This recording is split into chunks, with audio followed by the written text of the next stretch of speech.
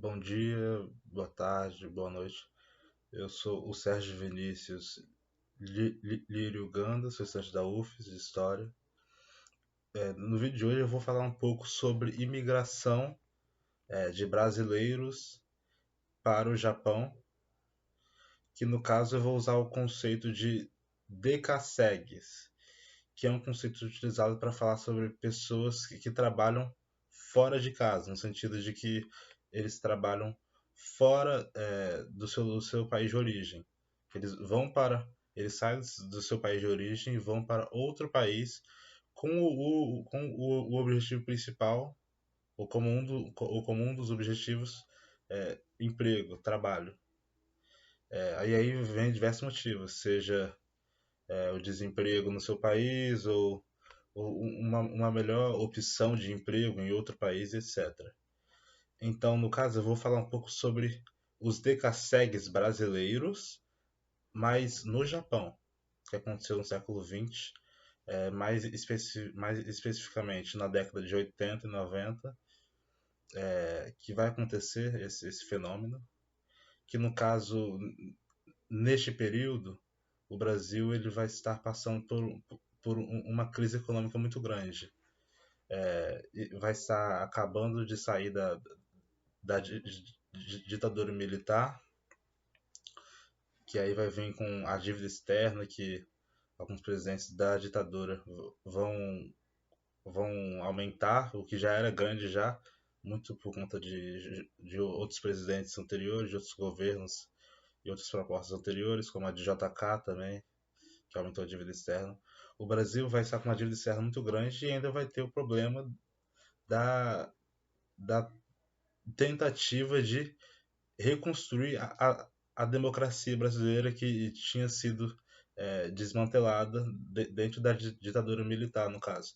Então o Brasil está passando por um momento muito, muito difícil, inclusive de identidade como brasileiro.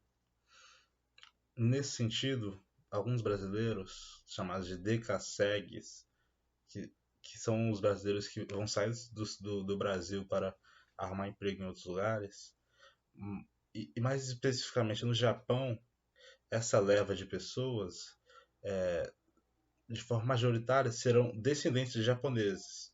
Por quê? Porque no Japão na década de 80, existia, no contexto japonês, uma grande leva de migração estrangeira ilegal para o Japão, principalmente advindo de outros países asiáticos. Então,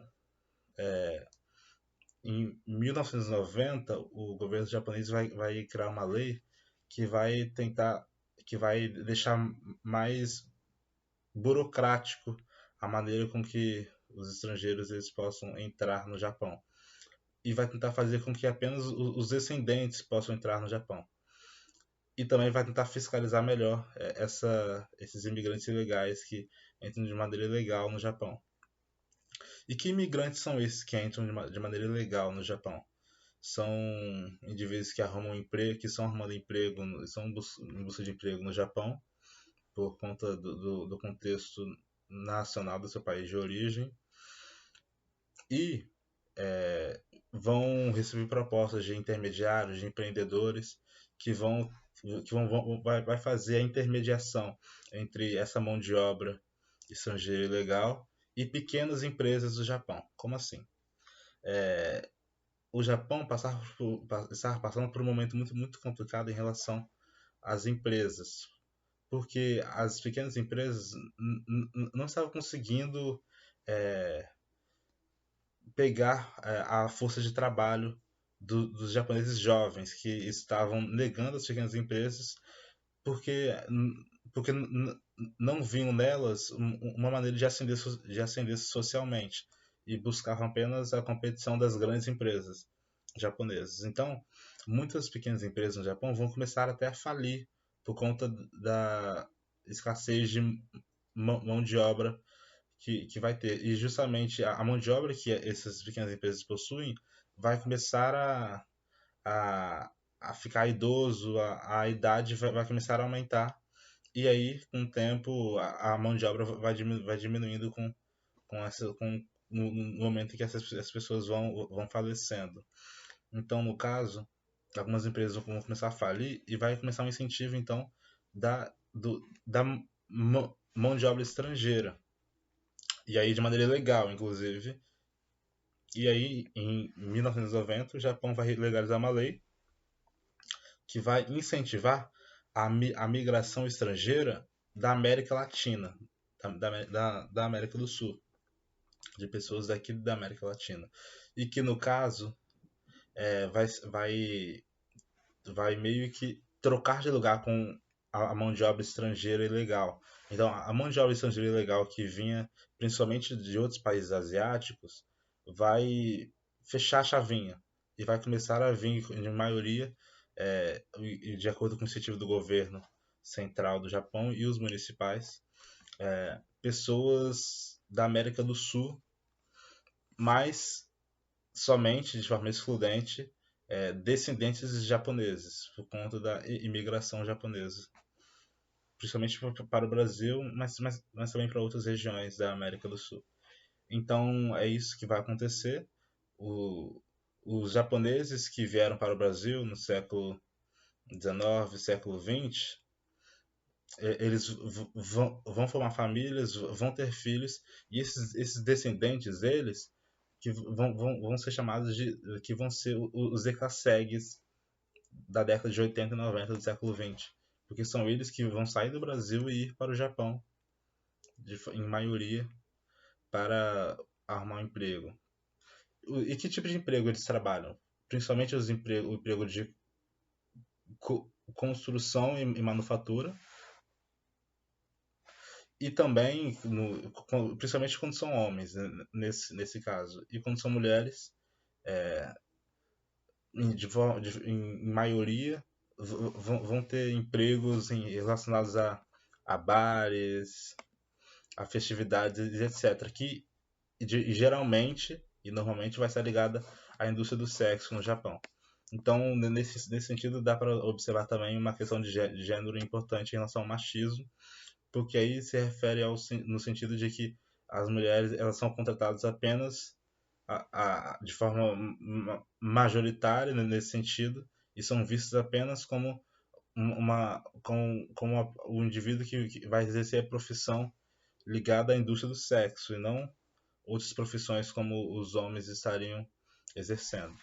Então existe uma questão de gênero importante aí também, mas a proposta do vídeo no caso seria apenas em relação à imigração de maneira geral.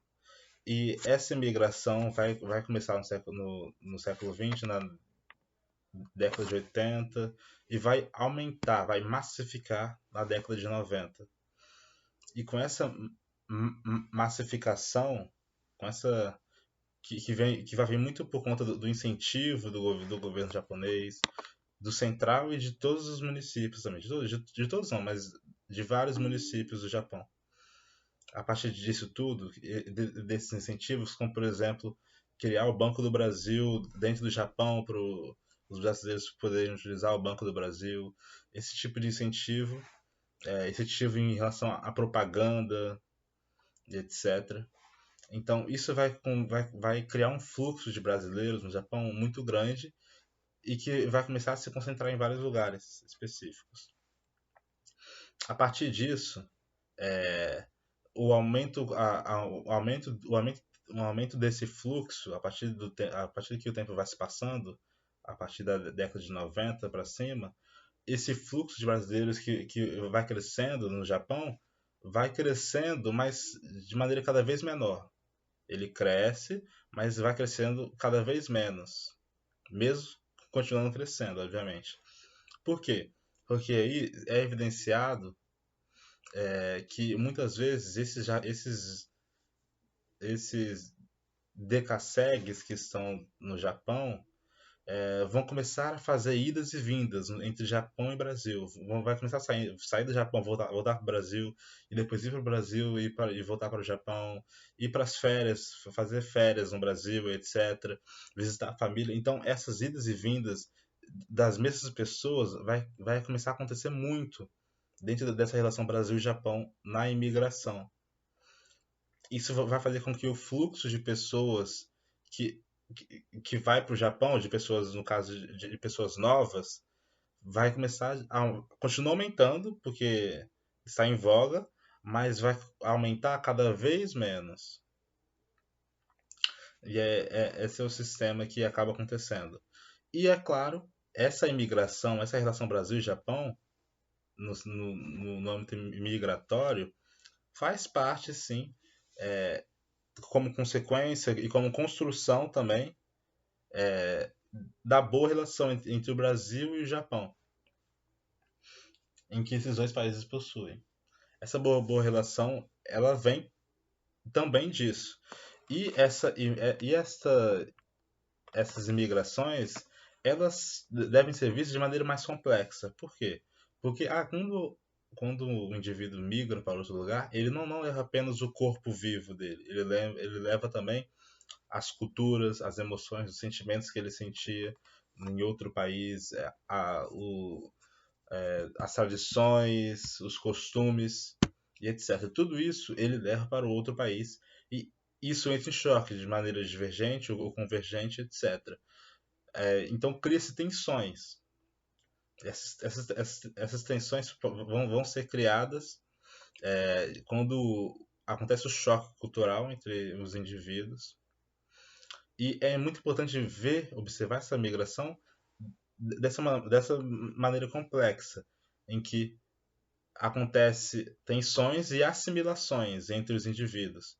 Como, por exemplo, os mangás, que os imigrantes japoneses que vieram para o Brasil, eles trouxeram os mangás, as histórias em quadrinhos, para manter parte da sua cultura, e a partir disso, os mangás, eles começaram a serem assimilados pelos brasileiros, e agora o mangá é uma fonte de mercado muito grande, muito forte no Brasil, e que inclusive eu gosto muito. Então, nesse sentido, a imigração tem que ser vista de maneira complexa. E outra questão importante são as tensões. Além dessas assimilações, acontecem também as tensões. Como, por exemplo, uma tensão que acontece muito em relação aos decassegues dentro do Japão, agora, é que no momento em que esses decassegues, que são descendentes de japoneses, eles passam a interagir com os japoneses e acontecem duas tensões muito importantes. É claro que acontecem outras, mas duas são muito importantes.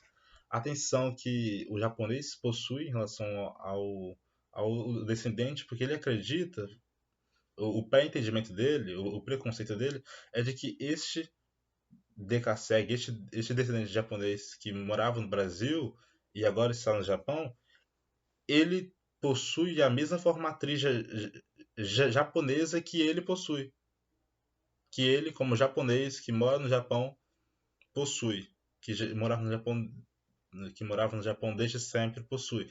Ou seja, o japonês, muitas das vezes, não compreende a diferença entre, mesmo ambos possuindo sangue japonês, possuindo ligações com o Japão, ainda assim, o descendente japonês que morava no Brasil, ele vai ter culturas ainda assim diferentes das que o japonês morando no Japão, com uma cultura diferente do Brasil, vai ter. Então essa tensão vai existir, porque muitas das vezes esse japonês ele vai ter um pré-entendimento de que esse descendente possui a mesma, entre aspas, cultura que ele. E acontece também a outra tensão, que é a tensão de que esse descendente japonês, que enquanto morava no Japão, entende que a forma matriz japonesa é a maneira, os costumes que ele aprendeu dos familiares, é o que ele sabe em relação ao Japão. E quando ele vai para o Japão, ele percebe que existe uma complexidade muito maior que ele não conhecia. E que ele não consegue entender ainda e ele não tem os mesmos costumes. Então ele percebe essa tensão porque acontece uma tensão entre duas formas matriz de cultura, né? Que seria a cultura que esse descendente ele adquiriu no Brasil em relação ao Japão, a partir dos seus familiares e de todo o contato que ele teve com o Japão dentro do Brasil. E quando ele vai para o Japão, imagina, às vezes, de forma pré-existente, imaginando que essa cultura que ele aprendeu do Japão dentro do Brasil seria a cultura do Japão que está no Japão mesmo, sem nenhuma diferenciação, sem nenhuma variedade, aí ele acaba se enganando, porque obviamente a complexidade se torna muito maior. E o fato dele aprender a cultura japonesa dentro do Brasil é de suma importância para ele entender que essa cultura é apenas parte pequena da cultura japonesa como um todo. E que muitas das vezes vai existir variedades muito grandes em relação à própria cultura que ele aprendeu em relação ao Japão. Então, esse é o vídeo que eu gostaria de fazer hoje. E falou!